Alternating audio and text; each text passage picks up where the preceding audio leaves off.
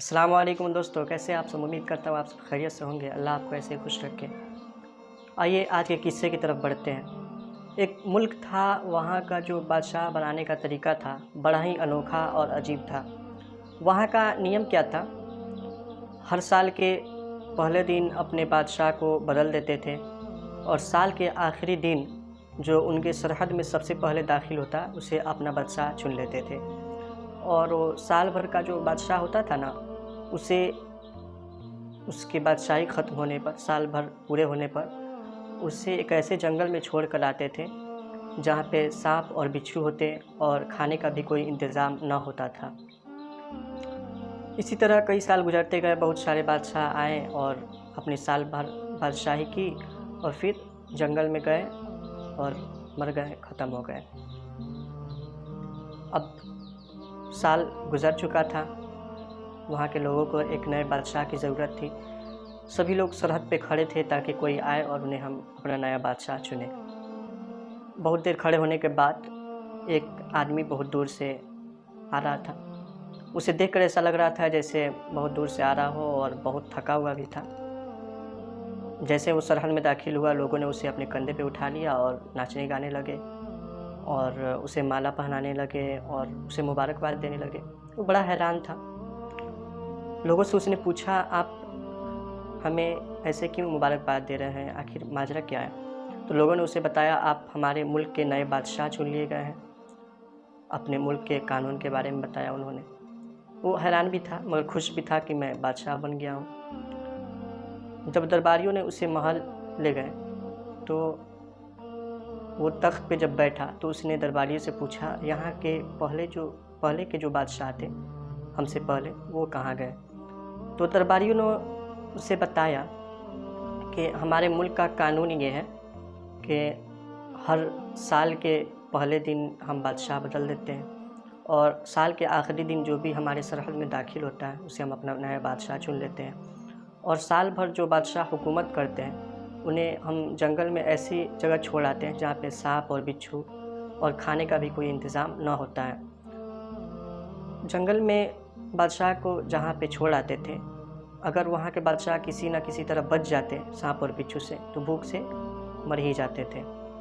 बादशाह ने जब दरबारियों से मुल्क का ये कानून, ये रस्म सुना तो बहुत घबराया, लेकिन उसने अपने आप को संभाला और उसने दरबारियों से कहा कि मुझे उस जगह ले जाया जाए जहाँ पे तुम साल ख़त्म होने पर अपने बादशाह को छोड़ आते हो।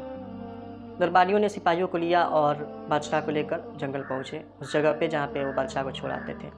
बादशाह ने उस जगह का अच्छे से मुआयना किया और फिर महल आ गया। उसने अगले दिन सबसे पहला जो हुक्म दिया कि इस महल से लेकर उस जगह तक जहाँ पे तुम बादशाह को छोड़ाते हो, एक लंबी चौड़ी सड़क तामीर की जाए और उस सड़क के दोनों तरफ हरियाली ही हरियाली हो और उस जंगल के बीचों बीच एक शानदार महल तामीर की जाए और उस महल के आसपास एक शानदार बगीचा तैयार किया जाए जिसमें हर तरह के फल, हर तरह के मेवे मौजूद हो। चूँकि वो बादशाह बन चुका था तो उसके हुक्म की तामील की गई और अगले दिन काम शुरू हो गया।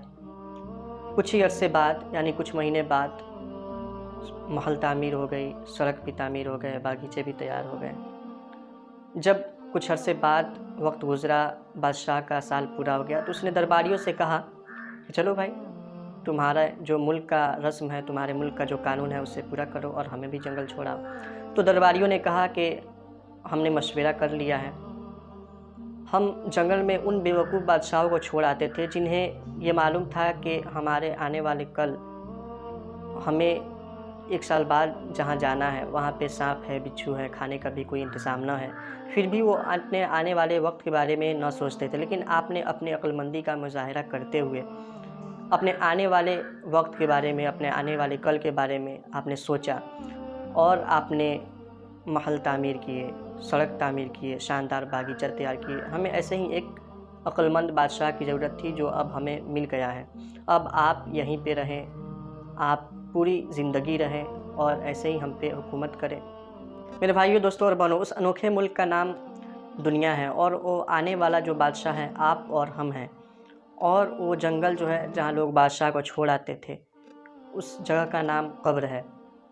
मेरे भाइयों दोस्तों और बहनों, ये ज़िंदगी जो है इसका चंद मखसूस मुद्दत है। कुछ महीने या कुछ साल बाद हमें भी लोग उस जगह छोड़ कर आएंगे, उस जंगल में छोड़ कर आएंगे, उस कब्र में जहाँ पे ना तो खाने के लिए होगा कुछ, न पीने के लिए कुछ होगा, सांप और बिच्छू होंगे।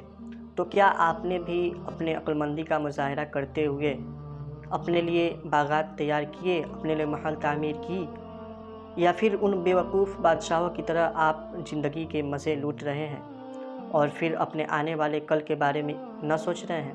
मेरे नबी करीम सल्लल्लाहु अलैहि वसल्लम ने भी इरशाद फरमाया, तुम में सबसे अक्लमंद वह है जो अपने आने वाले वक्त के लिए यानी आखिरत की तैयारी करे। दोस्तों, अगर वीडियो आपको अच्छी लगी हो तो दिल से लाइक करें और अपने दोस्तों के साथ शेयर करें। फिर मिलेंगे अगली वीडियो के साथ।